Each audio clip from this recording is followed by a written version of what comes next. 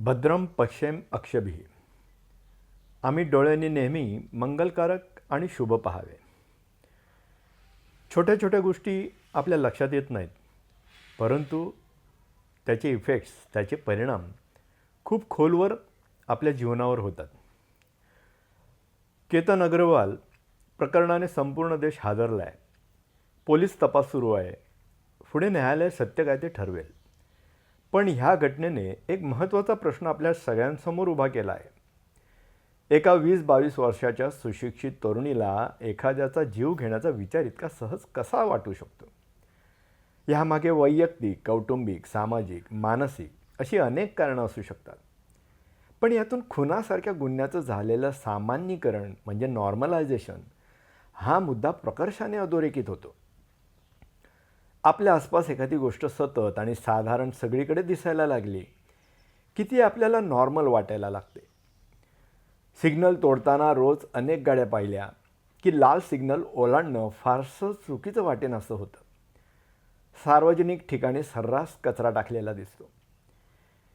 आपल्याकडूनही अजून एखादा कागद टाकताना मन फारसं खंतावत नाही. ऑफिसमध्ये रोज सगळेच 10-15 मिनटं उशिरा येत असतील तर वेळ पाळणारा माणूसही हळूहळू उशिरा यायला लागतो. तर मग ह्या प्रकरणाच्या दृष्टीने पाहिलं तर नक्कीच प्रश्न पडू शकतो, आपल्या आसपास कुठे रोज असे गुन्हे होत आहेत का? रोज कोणी कटकारस्थानं रचत आहे का? छे. पण बारकाईने पाहिलं तर हे सगळं रोज आपल्या दिवाणखान्यात होत आहे. रोज संध्याकाळी आपल्या घरात काय सुरू असतं? कौटुंबिक मालिका म्हणून आपण नेमके काय पाहतो? जवळपास प्रत्येक मालिकेत कटकारस्थानं, बनावट अपघात, खुनाचे प्रयत्न, सूड, संपत्तीसाठी संघर्ष, फसवणूक. बरं, या काही क्राईम पेट्रोलसारख्या खास गुन्हेगारी विश्वाचं दर्शन घडवणाऱ्या मालिका नाहीत. कहाणी घर की असं सांगणाऱ्या ह्या कौटुंबिक डेली सोपमधील सामान्य पात्र अगदी सहजतेने असे गुन्हे करताना दाखवले जातात. कोणी प्रसादात विष मिसळत आहे, कोणी पाय घसरून पाडण्यासाठी फरशीवर तेल ओतत आहे, कोणी गाडीचे ब्रेक फेल करून टाकवत आहे, कोणी कडावरून ढकलून देत आहे.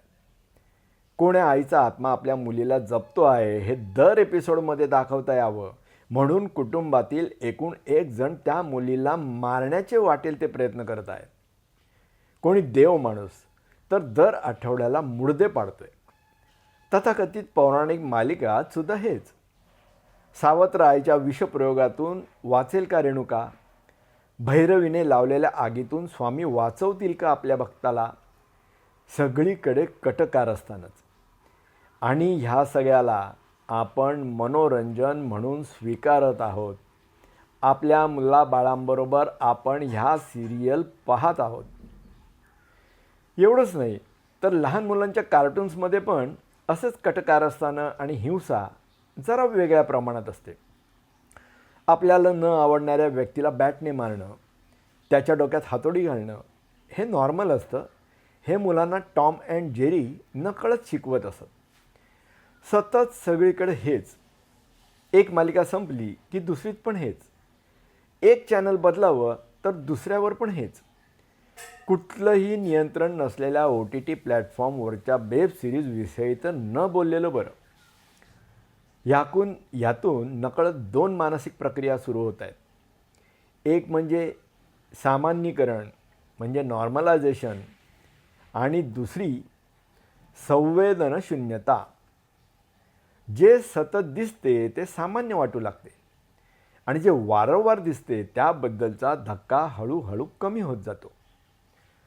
अमेरिकन संज्ञापन शास्त्रज्ञ जॉर्ज गर्जनर यांनी मांडलेल्या कल्टिवेशन थेअरीनुसार TV आणि इतर किंवा माध्यमावरील विशिष्ट प्रकारचे आशय दीर्घकाळ आणि सातत्याने पाहिले तर ते आपल्या वास्तवाविषयीच्या समजुतीवर परिणाम करू लागतात.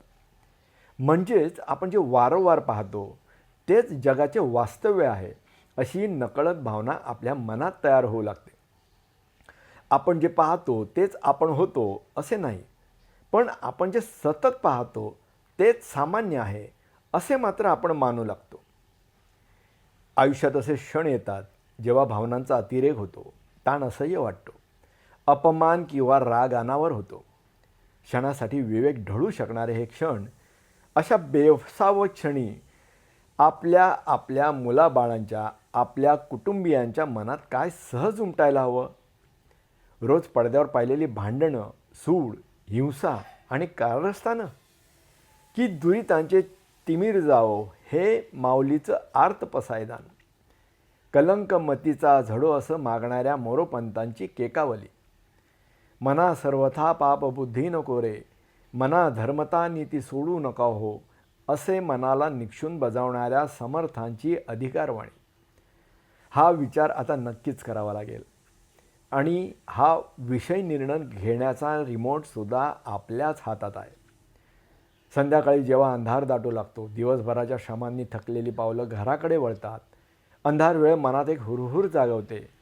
अशा वेळी देवापुढे लावलेला छोटासा दीप असेल आणि घरात शुभंकरोती कल्याणमचे स्वर गुंजत असतील, तर आयुष्यातील कातर वेळेही मनात अंधार दाटत नाही.